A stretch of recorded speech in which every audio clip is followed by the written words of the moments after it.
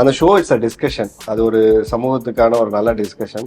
அதனால தான் அதை வந்து நிறைய எனக்கு அது பண்ண வேணாம்னு சொல்லி நிறைய எனக்கு விமர்சனங்கள் வந்துச்சு. பண்ணுறதுக்கு முன்னாடி நம்ம படம் பண்ணிட்டு இருக்கோம், இந்த மாதிரி ஸ்மால் மீடியத்துக்கு போக வேண்டாம்.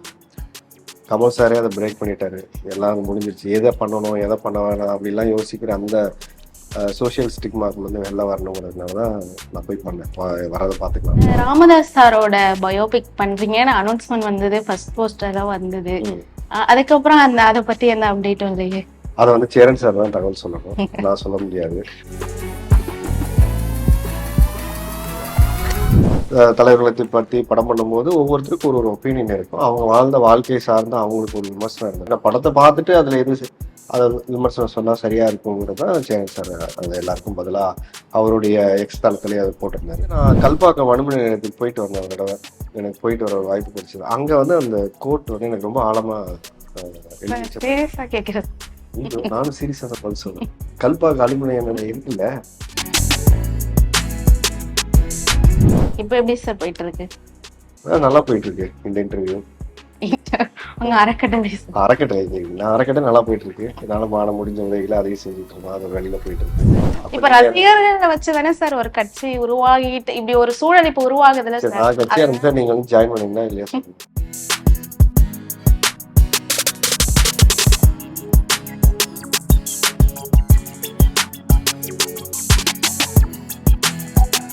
இப்போது புதிய அறிமுகம் ஆச்சி ஹோட்டல் சாம்பார் 50 கிராம் ரூபாய் 20 மட்டுமே.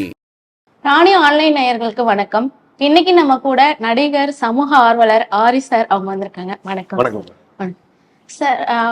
ரொம்ப நாள் கழிச்சு பிக் பாஸ்க்கு அப்புறம் உங்களோட ரொம்ப மெயின் ரோல்ல நீங்க லீட் பண்ணியிருக்க ஒரு படம் 4th ஃப்ளோர். சேரன் சாரோட மூவில நீங்க இன்ட்ரோ ஆகுறீங்க. ஆனா ஹீரோவா வந்து நீங்க ரெட்டை சுழி அந்த படத்துல சார் சிகரம் இமயம் 2 பேர் ஜாம்பவான்கள், அப்புறம் சங்கர் சாரோட ப்ரொடக்ஷன்.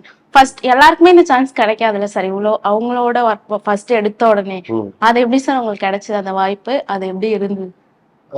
அந்த வாய்ப்பு எனக்கு தமிழா சார் மூலியமா கிடைச்சது. ஸோ என்னோட ஃப்ரெண்டு வந்து வி.கே. சுந்தரன் சந்திரா. ஸோ அவர் டைரக்டரோட ஃப்ரெண்டு. ஸோ நான் வந்து அந்த இடத்துல ரொம்ப நாளாக வந்து ஈரம் படம் ஆக்சுவலாக நான் ஆடிஷன் பண்ணியிருந்தேன், டெஸ்ட் ஷூட் பண்ணியிருந்தேன். அதில் நான் தான் நடிச்சிருந்தேன். நந்தாவோட கேரக்டர் வந்து நானும் அஞ்சலியும் பண்ணியிருந்தோம். ஸோ அதுக்கப்புறம் அந்த நந்தா சார் பண்ணியிருந்தாரு. அதுக்கப்புறம் சிந்து மேனன் அவங்க பண்ணியிருந்தாங்க. ஸோ அதில் வாய்ப்பு கிடைக்கல. அடுத்த படம் அப்படி ஸ்டார்ட் ஆச்சு. ஸோ அங்கே இந்த மாதிரி அடுத்த படம் பண்ணுறாங்கன்னு கேள்விப்பட்டு அப்புறம் ஆடிஷன் போனோம். ஏன்னா அது பெரிய ஹீரோஸ் அப்போ ட்ரை பண்ணிட்டு இருந்தாங்க. பிருத்திவிராஜ் மற்றவங்களாம் ட்ரை பண்ணாங்க. அவங்க டேட்காக வெயிட் பண்ணிட்டு இருந்தா இவங்களோட டேட்டை வச்சு பண்ண முடியாத ஒரு இஷ்யூஸ் இருந்தது. அப்போ நம்ம யாராவது அப்கமிங்லேயோ நியூ ஃபேஸாவோ போகலான்னு ட்ரை பண்ணிட்டு இருந்தாங்க. அந்த கேப்ல போய் நான் ஃபில் ஆயிட்டேன். அடுத்தடுத்த படம் வந்தாலும் உங்க நெடுஞ்சாலை உங்களுக்கு பிரேக் கொடுத்த படம் சார். ஃபர்ஸ்ட் படம் பிரேக் கொடுத்து அந்த நெடுஞ்சாலை பயணம் எப்படி சார் இருந்தது? உங்களுக்கு இந்த இன்டர்வியூ நல்லா பிரேக் கொடுக்கணும். இது மூலியமா வந்து நிறைய இன்டர்வியூஸ் நீங்க எடுக்கணும். என்னோட நெடுஞ்சாலை பயணம் மாதிரியே உங்களுடைய இன்டர்வியூ பயணமும் பெருசா தொடரட்டும். ஸோ நான் ப்ரே பண்ணிக்கிறேன். ஸோ அந்த படம் வந்து என்னோட கேரியர்ல ஒரு முக்கியமான ஒரு படம். என்னை எல்லா வீட்டுக்கும் கொண்டு போய் சேர்த்த படம். ஆரின்னா அப்படி ஒரு நடிகர் இருக்காரு அப்படின்னு கொண்டு போய் சேர்த்த படம். ஸோ அதுக்கு வந்து தேங்க்ஸ் டு கிருஷ்ணா சார் அந்த ப்ரொடியூசர்ஸ் வந்து அவங்க 2 பேருமே வந்து சவுந்தர் சார் அண்டு வந்து அவர் பாவா அவர் பண்ணது வந்து 2 பேருமே அந்த படத்துக்கான அவ்வளோ பெரிய பொருட்செலவு. அப்போட நைட் ஷூட்டு தான் அது. என்டையரா நைட் ஷெடியூல. இப்போல்லாம் சண்டையெல்லாம் லைவ் ரன்னிங்ல சேசிங்ல எடுத்தது. இப்போல்லாம் சிஜி பண்ணும்போது நம்ம பின்னாடி வச்சு எடுத்துட்டு அப்புறம் அதை கீப் பண்ணிக்கிறோம் பேக்ரவுண்டு. அது நாங்கள் ஃபுல்லாகவே வந்து பார்த்தீங்கன்னா ரன்னிங்ல தான் எடுத்தோம். So it's very toughest job. அந்த படம் பண்ண ரொம்ப கஷ்டப்பட்டு எடுத்தோம். அப்போ இப்போ வந்து நெடுஞ்சாலைக்கு அப்புறம் திருப்பி ஃபேஸ் எல்லாருக்கும் ரீச் ஆனிச்சுன்னா பிக் பாஸ் சார். நிறைய பேர் வந்து பிக் பாஸ் வரதுக்கு ரீச் ஆகணும், அடுத்தடுத்து நம்ம பட வாய்ப்பு இந்த மாதிரி ரீசன்ஸ்க்காக நிறைய பேர் வருவாங்க. நீங்க ஆனா அதுக்கு முன்னாடியே உங்களுக்கு நிறைய படம் வந்தது சார். பிக் பாஸ்க்கு முன்னாடியே உங்களுக்கு வந்தது. ஆனா என்ன ரீசன் நீங்க இங்க பிக் பாஸ் வரதுக்கு? ஏன்னா வந்து இப்போ வந்து பிக் பாஸ் மேல ஒரு என்ன அது பெரிய ஷோ, எல்லாரும் பாக்குறாங்க. அதை தாண்டி வந்து கலாச்சார நிறைய ஒரு மாதிரி விமர்சனங்கள் அது மேல இருக்கு சார். அப்படி இருக்கிறப்ப நீங்க எப்படி உள்ளார வரணும்னு எப்படி யோசிச்சீங்க? உங்களுக்கு விருப்பம் இருந்ததா வரத்துக்கு? நான் 4 வருஷமா எனக்கு கேட்டே இருந்தாங்க. அந்த தடவை கேட்கும்போது நம்ம தாமிரா சார் தான் இப்போ ரெட்டச்சொல்லியோட டைரக்டர். அவர் தான் எனக்கு ஃபர்ஸ்ட் நான் வரலன்னு சொல்லிட்டேன். அவர் கேட்ட ஒரு கேள்வி தான் அந்த ஷோக்குள்ள போனேன். ஆஹ் எல்லாருக்கும் 2 ஃபேஸ் இருக்கு, உனக்கு வந்து 2 ஃபேஸ் இருக்கான்னு என்னை கேட்டாரு. அப்படி இருந்தா நீ போகாத, இந்த ஷோ உனக்கானது இல்லை. பட் ரொம்ப வருஷமா பார்க்குறேன், பிகாஸ் உனக்கு அப்படி இல்லை. ஸோ அதனால அந்த நம்பிக்கை இருந்தால் அந்த ஷோக்கு போகணும்னு சொன்னார். அதுதான் அங்கே ஆரம்பிச்சது. அதுக்கப்புறம் நீங்கள் சொன்னீங்க இல்லையா, கலாச்சார சீர்கேடு அப்படிங்கிறது வந்து ஒரு ஷோ கலாச்சார சீர்கேடா ஆக்குதா, ஷோல இருக்கிறவங்க அதை கிரியேட் பண்றாங்களான்னு 2 விஷயம். இல்ல சார், அது விமர்சனம் வைக்கப்படுறத நான் இல்ல விமர்சனம், அதனாலதான் அந்த கேள்வி தான் பதில் சொல்றேன். இந்த விமர்சனம் இருக்கு. இப்ப அதை தான் நான் உங்ககிட்ட கேட்கிறேன்.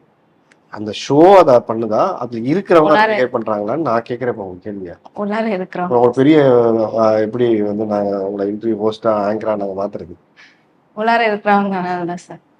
ஏன்னா அது சின்ன பசங்களும் பாக்குறாங்க, அடல் கண்ணு நிறைய அப்ப அந்த மாதிரி யாரு இருக்குல்ல சார். கேட்கணும்? உள்ளார இருக்கிறவங்க தான் சார். அவங்க யாரு? அவங்க உள்ளார இருக்கவங்க யாரு? அவங்க நடிகர்கள், பிரபலங்கள், எங்க ஒரு ஃபேமிலியில இருந்தா வராங்க. அப்ப அந்த ஃபேமிலி சிஸ்டத்துல அவங்க எங்க சின்ன சின்ன விஷயங்கள், அவங்க எங்கோ ஒரு இடத்துல அவங்க சரி பண்ணிக்க வேண்டிய விஷயங்கள்னு ஒண்ணு இருக்கு. அப்போ அந்த ஷோங்கிறது வந்து பாத்தீங்கன்னா அது ஒரு எம்டி பிளாட்ஃபார்ம். அது ஒரு வீடு, அந்த வீட்டுல வந்து எம்டி வீடு இல்லையா? அந்த வீட்டுக்குள்ள எப்படிப்பட்ட மனிதர்கள் உள்ள போறாங்களோ அவங்களுடைய நிறத்தின் வெளிப்பாடு தான் அந்த ஷோ. ஸோ கண்டஸ்டன்ஸ் பேஸ் பண்ணி தான் அந்த ஷோ. ஸோ பார்வையாளர்கள் வந்து அந்த கண்டஸ்டன்ட் நல்லா விளையாண்டாங்கன்னா உங்களுக்கு எங்கேஜிங்காக இருக்கும். அவங்க விளையாண்டாங்கன்னா நீங்கள் உடனே போர் அடிச்சிடும், ஒன்றுமே இந்த வாரம் ஒன்றுமே இல்லை, எல்லாம் அமைதியாக போகிறாங்க, சண்டை வந்தால் சண்டையாக இருக்குன்னு. ஸோ இட்ஸ் இன்டராக்டிவ் ஷோன்னு சொல்லுவாங்க. அதாவது பார்வையாளர்களுக்கும் அந்த உள்ள இருக்க கண்டஸ்டன்ட்டுக்கும் நேரடி தொடர்பு இருக்கும். ஆனால் 2 பேரும் ஒருத்தர் மீட் பண்ணிக்க மாட்டேங்க. அப்படி ஒரு ஷோ அது. ஏன்னா அவங்க பிஹேவ் பண்றதுக்கு நீங்க வந்து ரியாக்ட் பண்ணுவீங்க, நீங்க ரியாக்ட் பண்றது அவங்களுக்கு தெரியாது. அவங்க உள்ளுக்குள்ள மறுபடியும் அதை உங்களுக்கு ஒண்ணு நல்லா கொடுக்கணும்னு மறுபடியும் அவன் ஒண்ணு நினைச்சு ஒண்ணு பண்ணிட்டே இருப்பாங்க. So it's a mind game அந்த ஷோ வந்து. ஸோ அதனால இதுக்கு ரெஸ்பான்சிபிலிட்டி கண்டஸ்டன்ட் தான் இருக்கணும். உள்ள போறவங்க யாரா இருந்தாலும் இன்னும் கூடுதல் ரெஸ்பான்சிபிலிட்டி எடுத்துக்கிட்டு போகணும். Okay sir. அப்போ வந்து பிக் பாஸ் சாரி அவங்க உள்ளார இருந்தவரும் இப்ப இருக்கிறவங்க 2 பேரும் ஒரே இது, எந்த மாற்றமும் இல்லையா சார்? இல்ல அப்ப வேற சட்டை வேற போட்டு வேறையா இருந்தேன். இப்ப 3 வருஷத்துக்கு அப்புறம் வேற சட்டையெல்லாம் போட்டுட்டு கொஞ்சம் வந்து முடியெல்லாம் கொஞ்சம் கொட்டிடுச்சு. ஸோ இப்ப வேற ஆளு கவனம்லாம் கொஞ்சம் குறைச்சி வேற ஆளா இருக்காது. Okay sir. உங்க வீட்டுல ஒரு ஆவி மாதிரி நான் வந்து அங்க ஒரு ஆவியை விட்டுட்டு இங்க தனியா ஒரு ஆவி வந்திருக்கு, அது வேற ஆளா இது வேற ஆளும் கேட்டேன். இல்ல சார், ஏதாவது டிஃபரன்ஸ் அதுக்கு முன்னாடி ஆஃப்டர் பிக் ஆமா, பாஸ்? அப்ப வந்து இவ்வளவு பெரிய மீசை இல்லை, அதெல்லாம் இப்போ கொஞ்சம் மீசையெல்லாம் வளர்த்து வச்சிருக்கேன். அப்ப வந்து கம்மியா தான் வச்சிருந்தேன். ஸோ அந்த மாதிரி சின்ன சின்ன டிஃபரன்ஸ் தான். மற்றபடி பர்சனாலிட்டி டிஃபரன்ஸான்னு கேட்டீங்கன்னா, உங்க எண்ணங்கள்ல மாற்றம் வந்திருக்கான்னு கேட்டீங்கன்னா அது இருக்கு. ஒரு ஷோ வந்து என்னை மேம்படுத்தி இருக்கு, இன்னும் பொறுப்பானவனா இருக்கணுங்கிற அக்கறையை கொடுத்துருக்கு. இன்னும் வந்து நம்ம மக்களுக்கு வந்து ஒரு கூடுதல் பொறுப்போட நம்ம பேச வேண்டியது இருக்கு. செயல்பாடுகள் இதெல்லாமே வந்து அந்த ரெஸ்பான்சிபிலிட்டியா வந்து அந்த ஷோ என்னை மாத்திருக்கு நிறைய வகையில். இந்த கேப் வந்து நான் இடையில படங்கள் பண்ணிட்டு இருந்தேன். கேப் வந்து நாட் டேக் இட் அஸ் பர்பஸா எடுத்துக்கல. அந்த கேப் சில டைம் அதுவாக விழுந்துருச்சு. ஏன்னா நம்ம நடிச்சு முடிச்ச படங்கள் வெளியில ரிலீஸுக்கு அவங்க கொண்டு போறது நிறைய சிரமங்கள் இருக்கு. அதெல்லாம் இப்போ முடிஞ்சு இந்த வருஷம் ஒரு 4-5 படம் ரிலீஸ்க்கு ரெடியா இருக்கு. நான் இடையில நடிச்சுட்டு தான் இருந்தேன். ஸோ அதுக்கப்புறம் கொஞ்சம் செலக்டிவா நல்ல படங்கள் பண்ணணுங்கிறதுல ரொம்ப தெளிவா இருந்தேன்.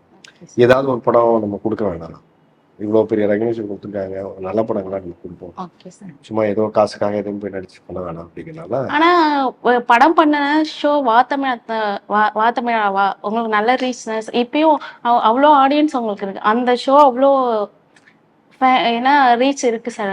அந்த ஷோ எப்படி சார் ரீச் ஆயிருக்காமா சார்? உண்மையே நாளா பாப்பேன் சார். உண்மையா இது பொய் இல்லை, இது உண்மையா பாப்பேன். ரொம்ப சந்தோஷம்.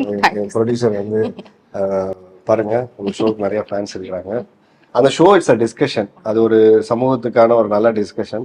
அதனாலதான் அதை வந்து நிறைய எனக்கு அதை பண்ண வேணாம்னு சொல்லி நிறைய எனக்கு விமர்சனங்கள் வந்துச்சு. பண்றதுக்கு முன்னாடி நம்ம படம் பண்ணிட்டு இருக்கோம், இந்த மாதிரி ஸ்மால் மீடியத்துக்கு போக வேணாம். கமல் சாரே அதை பிரேக் பண்ணிட்டாரு, எல்லாம் அது முடிஞ்சிருச்சு, எதை பண்ணணும் எதை பண்ண வேணாம் அப்படிலாம் யோசிக்கிற அந்த சோசியல் ஸ்டிக்மாக்குள்ள வந்து வெளில வரணுங்கிறதுனாலதான் நான் போய் பண்ணேன். வரதை பார்த்துக்கலாம். இப்ப ராமதாஸ் சாரோட பயோபிக் பண்றீங்கன்னு அனௌன்ஸ்மெண்ட் வந்தது, ஃபர்ஸ்ட் போஸ்டரா வந்தது. அதுக்கப்புறம் அதை பத்தி எந்த அப்டேட்டும் இல்லையே? அதை வந்து சேரன் சார் தான் தகவல் சொல்லணும், நான் சொல்ல முடியாது. ஒரு குறிப்பிட்ட ஜாதி அப்படின்ற ஒரு இது அவர் மேல இருக்கு. அதனால அவர் ரோல்ல நீங்க பண்றதுனால, அவர் ரோல்ல நீங்க திருப்பி இது பண்றதுனால அவங்க சொல்லியிருப்பாங்களா இந்த இந்த மாதிரி சூஸ் பண்றாரு, அந்த அந்த மாதிரி ஏதாவது விமர்சனம் வந்தாங்க? நிறைய விமர்சனங்கள் இருந்துச்சு. நிறைய விமர்சனங்கள் இருந்துச்சு. அதுக்குதான் சேரன் சார் அதுக்கு ஒரு பதில் சொல்லியிருந்தா, படத்தை பார்த்துட்டு நீங்க விமர்சனம் பண்ணுங்கன்னு சொல்லியிருந்தாங்க. ஏன்னா நம்ம என்னவா சொல்ல போறோம்னே தெரியாம ஒரு விமர்சனம் வருதுங்கிறது வந்து இயல்பு. இந்த மாதிரி ஒரு தலைவர்களை பற்றி படம் பண்ணும்போது ஒவ்வொருத்தருக்கும் ஒரு ஒரு ஒப்பீனியன் இருக்கும். அவங்க வாழ்ந்த வாழ்க்கையை சார்ந்த அவங்களுக்கு ஒரு விமர்சனம் இருந்திருக்கும். அதை சொல்றதுக்கு எல்லா உரிமையும் அவங்களுக்கு கருத்து சொல்றதுக்கு உரிமை இருக்கு. அதே மாதிரி படத்தை பார்த்துட்டு சொல்லுங்க. ஏன்னா படத்தை பார்த்துட்டு அதுல எது அதை விமர்சனம் சொன்னா சரியா இருக்குங்கிறது தான் சேரன் சார் அது எல்லாருக்கும் பதிலா அவருடைய எக்ஸ் தளத்திலேயே அதை போட்டிருந்தாரு. அதோட அடுத்த அப்டேட் வருமா சார்? படத்தை அடுத்தடுத்து டெஃபினட்டா அவர் அதை சார்ந்த அப்டேட் அவர் தான் கொடுக்கணும். ஸோ அதுக்கான இப்போ சேரன் சார் தான் அதை டைரக்ட் பண்றாங்க சார். நீங்க அப்போ ஃபர்ஸ்ட் படம் சேரன் சாரோட இன்ட்ரோ ஆனீங்க. அந்த இவ்வளோ நாள் அவரோட அந்த ரிலேஷன்ஷிப் எப்படி சார் உங்களுக்கு சேரன் சார்? நல்ல ரிலேஷன்ஷிப். அவரோட இந்த மாதிரி சேர்லாம் உட்காந்து அவரும் நானும் உட்காந்து நிறைய பேசுவோம். நிறைய எனக்கு மோட்டிவேட் பண்ணுவாரு. நல்ல படங்கள் பண்ணுன்னு சொல்லுவாரு. We have very good relationship. எப்போ பண்ணாலும் அவர் கூப்பிட்டா நம்ம வேலை செய்யறதுக்கு நானும் ரெடியா இருக்கேன். ஸோ ஏன்னா நான் அவரோட ஃபர்ஸ்ட் அவருக்கு ஃபிட்னஸ் ட்ரைனராகவும் அவருக்கு வேலை செஞ்சுருக்கேன். அந்த படங்களுக்கு வந்து நான் தான் அவருக்கு ஆட்டோகிராஃபு தவமாயத்தம் வந்து வேலை செய்யும்போது கூட இருந்து அவருக்கு அந்த உடல் சார்ந்த அந்த கேரக்டருக்கு ரெடி பண்ணதெல்லாம் நான் பண்ணேன். ஸோ அதனால எங்களுக்கு ஒரு ரொம்ப வருஷம் அந்த ரிலேஷன்ஷிப் இருக்கு. ஸோ அதனால எனக்கு அந்த படம் வாய்ப்பை ஏற்படுத்தி கொடுத்ததும் ஆடும் கொடுத்து அவர் மூலியமாக தான் கிடைச்சது. அவங்க மாறுவோம் மாற்றுவோம். அதுக்கப்புறம் ஜேர்னி பண்ண அவரோட வெப் சீரிஸ், சாரி சோனிக்கு பண்ண ஜேர்னி வெப் சீரிஸ் நீங்க பாத்துருக்க மாட்டீங்கன்னு நினைக்கிறேன். சோனியில இருக்கு வெப் சீரிஸ், அந்த வெப் சீரிஸ் பாருங்க. அது வந்து ஒரு கண்டெம்பரரி வெப் சீரிஸ் அது. அவங்க மாறுவோம் மாற்றுவோம் அறக்கட்டளை, அதை பத்தி அந்த நேமே சார் ஃபர்ஸ்ட் நம்ம மாறணும், அப்புறம் அடுத்தவங்களை மாத்தணும். அந்த நேமே ஃபர்ஸ்ட் எப்படி சார் வச்சீங்க? அது வந்து நான் கல்பாக்கம் அனுமதி நிலையத்துக்கு போயிட்டு வந்தேன் ஒரு தடவை. எனக்கு போயிட்டு வர ஒரு வாய்ப்பு கிடைச்சது. அங்க வந்து அந்த கோட் வந்து எனக்கு ரொம்ப ஆழமா நானும் சீரியஸா தான் பதில் சொல்றேன். கல்பாக்கம் அலுமினிய நிலையம் இருக்குல்ல, அதுக்குள்ள நான் எனக்கு போற வாய்ப்பு கிடைச்சது. அங்க போயிட்டு வரும்போது அங்க அந்த கோட் எழுதி போட்டிருந்தாங்க, மாறுவோம் மாற்றோம். பார்த்தா அது மனசுல தங்கிருச்சு. ஆக்சுவலா இந்த வார்த்தை நல்லா இருக்கே கோட் அதை பார்த்து தங்கிருச்சு சார். ஆனா ஒரு அறக்கட்டளை ஆரம்பிக்கணும் அப்படின்ற தாட் அதான் பேர் வைக்கும் போது எனக்கு அது மனசுல அந்த கருத்து பிடிச்சிருந்தது. நாம மாறாம இந்த சமூகத்தை எதையுமே மாற்ற முடியாதுங்கிற அந்த ஆழமான அந்த வார்த்தை இருக்குல்ல, மாறுவோம் அப்புறமா மாத்துவோம் அப்படிங்கிறதுக்குல, அது எனக்கு ரொம்ப பிடிச்சிருந்தது. அப்புறம் நான் நிறைய பேர்கள் பார்க்கும்போது டக்குனு இந்த பேர் ஞாபகம் வந்து, சரி நம்ம இதே வச்சிடலாம், இது நல்லா இருக்கு, சோசியலி கனெக்டடா இருக்கேன்னு சொல்லிட்டு தான் அப்படியே பேர் வச்சுட்டு போனோம். இப்போ எப்படி சார் போயிட்டு இருக்கு? நல்லா போயிட்டு இருக்கு இந்த இன்டர்வியூ. அறக்கட்டளை நான் அறக்கட்டளை நல்லா போயிட்டு இருக்கு. என்னால மான முடிஞ்ச உதவிகளை அதையும் செஞ்சுட்டு இருக்கோம். அது வெளியில போயிட்டு இருக்கு சார். ராமதாஸ் சார், இப்ப அந்த இது ஒரு விமர்சனம் வந்தது சார். ஆனா அதுக்கப்புறம் சமூக பிரச்சனை எல்லாத்துக்குமே நீங்க அப்படி அந்த கேரக்டரை நீங்க சூஸ் பண்ணாலும் அதுக்கப்புறம் பிரச்சனை ஏதாவது சோசியல் இஷ்யூஸ் இருந்தாலும் அதுக்கு நீங்க பேசிட்டு இருக்கீங்க. இப்ப வா தமிழாவா பண்ணிட்டு இருக்கீங்க. அப்ப அரசியல் வருவீங்களா? ஐயா பிரமன் அந்த விமர்சனம் நம்ம தேர்வு பண்ணும்போது நான் ஒரு நடிகன், எனக்கு அந்த தலித் மக்களோட பிரச்சனையை சொல்லக்கூடிய ஒரு கேரக்டரா அந்த படத்துல அது அமைஞ்சிச்சு. குமரன்கிற கதாபாத்திரம் நான் பண்ணேன். ஸோ இது ஐயா படம் வரும்போது அது ஒரு கதாபாத்திரமா நான் பார்த்தேன். ஸோ ஏன்னா நான் வெறும் ஆக்டர் ஆக்சுவலா இல்லைங்களா, அதை பார்த்து பண்ணும்போது அதை ஒரு விஷயம் பார்ப்போம். அடுத்ததான் வந்து இப்போ நீங்க இப்போ என்னோட கருத்து சார்ந்த விஷயங்கள் இதெல்லாமே வாத்தமிழாவில் நிறைய தலைப்பு சார்ந்து நம்ம ஒரு விஷயத்த விவாதிக்கிறோம். மக்களுக்கான ஒரு நல்ல கருத்தை எடுத்துக்கொண்டு போய் சேர்க்கணும்னு நினைக்கிறேன். ஏன்னா அந்த உறவு சிக்கல்கள், மனச்சிக்கல்கள், அப்புறம் என்ன சிக்கல்கள், இதெல்லாம் தான் மனிதர்களுக்குள்ள இருக்கிற விஷயம். அதெல்லாம் ஒரு ஷோ வந்து நம்ம டிஸ்கஸ் பண்ணி நானும் கத்துக்கிறேன். ஸோ அவங்களுக்கும் ஒரு டேக் அவே அந்த ஷோ எடுத்துட்டு போறாங்கிறது வந்து எனக்கு ஒரு பெரிய அந்த ஷோவை என்னை நிறைய மாத்திருக்கு. இந்த ஷோவும் நிறைய என்னை மாத்திருக்கு. ஸோ இப்போ அரசியல்ல தான் நீங்களும் நானும் இருக்கோம். இப்போ இல்லையா, அரசியல்ல நீங்களும் இல்லாம நானும் இல்லாம இருக்கும். பொதுவாகவே எல்லார் வாழ்க்கையும் அரசியல்ல பின்னப்பட்டிருக்கு. இல்லைன்னா காலையில் எந்திரிச்சு யாரோ சொல்ற ஒரு நியூஸுக்கு இங்க தங்க விலை ஏறுது, அப்புறம் மறுநாள் அதே நியூஸுக்கு இன்னொரு நியூஸ் சொல்றேன். பொது வாழ்க்கையில இருக்கிறது வேற சார். ஒரு கட்சி ஆரம்பிப்பீங்களா? அப்படியா கேக்குறேன் சார். நீங்க ஆரம்பிச்சா சொல்லுங்க, நான் சார்ந்து நீங்க அரியலூரை சேர்ந்த சகோதரி வந்து ஒரு பார்ட்டி தொடங்கினீங்கன்னா எனக்கு ரொம்ப சந்தோஷம். ஆரி சார் சமூக ஆர்வலர் ஆரி, அவங்க ஆரம்பிப்பாங்களா? அப்படி சார் ஆரம்பிச்சா யாரும் சேர ரெடியா இருக்கீங்க? இல்ல அது உங்க ரசிகர்கள் இருக்காங்களா சார்? இப்ப ரசிகர்களை வச்சுதானே சார் ஒரு கட்சி உருவாகிட்டு இப்படி ஒரு சூழல் இப்ப உருவாகுதுல சார். நான் கட்சி ஆரம்பிச்சா நீங்க வந்து ஜாயின் பண்ணீங்கன்னா இல்லையா சொல்லுங்க. என்ன யோசிப்பேன் சார். யோசிச்சா சரிங்க. அப்ப நாம எப்படி யோசிச்சோம் சொல்ல முடியும்? அடுத்த படம் அப்டேட் ஏதாவது கொடுக்குறீங்க? ஸோ அடுத்த படம் வந்து நானும் ஹன்சிகாவும் ஒரு படம் பண்றோம். ஸோ அது வந்து இன்னும் சீரியஸாக சொல்லலாம், நிஜமாவே படம் பண்ணுறோம். Okay sir. அது வந்து இவங்க நந்தகோபால் சார் வந்து ப்ரொடியூஸ் பண்ணுறாரு. ஸோ மெட்ராஸ் டாக்கீஸ் அவர் வந்து இவர் ரோமியோ ஜூலியட் அண்ட் 96 படம்லாம் ப்ரொடியூஸ் பண்ணார். ஸோ டைரக்டர் வந்து ஈகோர் சார், மியூசிக் டைரக்டர் வந்து நம்ம ஜிப்ரான் சார் மியூசிக் பண்ணியிருக்காரு. ஸோ கேமராமேன் வந்து மணி ஒருத்தர் பண்ணியிருக்காரு. ஸோ ரொம்ப நல்லா வந்துருக்கோம்.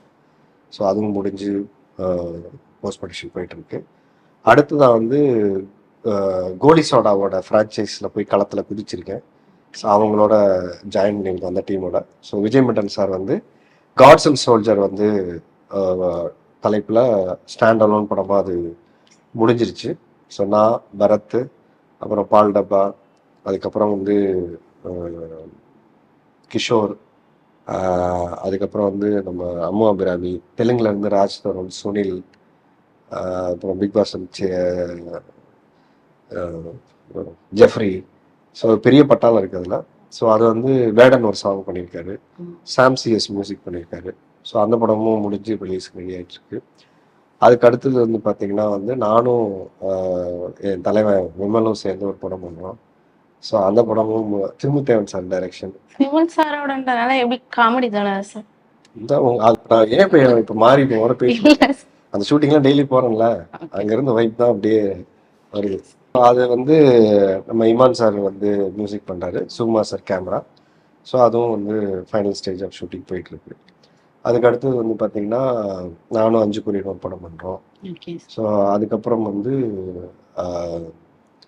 இவரது குட் வைஃப் வெப் சீரிஸ் 2 ஒன்று போகுது. ஜேஎஸ்கே ஃபிலிம் சதீஷாருக்கு ஒரு படம் இப்போ மார்ச்சில் ஸ்டார்ட் ஆகி போகுது. ஸோ அது இல்லாமல் இன்னும் 2 படம் பேசினேன்.